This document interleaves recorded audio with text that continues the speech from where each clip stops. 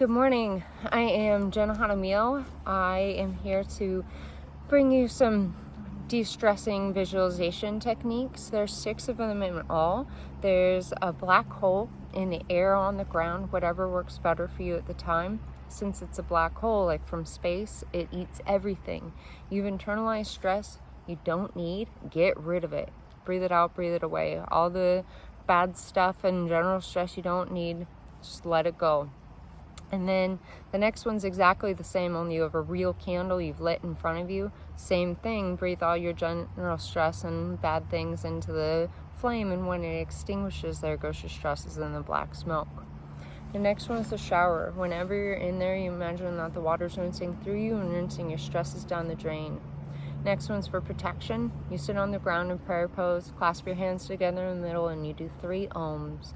Om. The first om, you imagine a clear orb forming around your hands. The second om, the orb is getting bigger.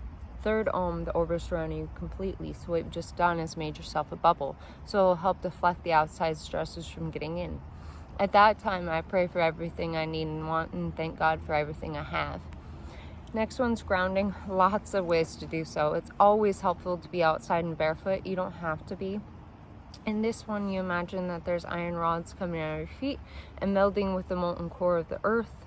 I've heard others of, you imagine that there's roots coming out of your feet, or just simply putting your feet in a lake or a river for 20-30 minutes, or taking a walk in grass barefoot. All are helpful. Lastly here is to imagine yourself as an oily duck. This is just like the first 2, but this is, just after a long day or after experience you'd just like to wipe off of you. You're gonna imagine all of those thoughts and feelings that experience just made you have, and do a big exhale of those things.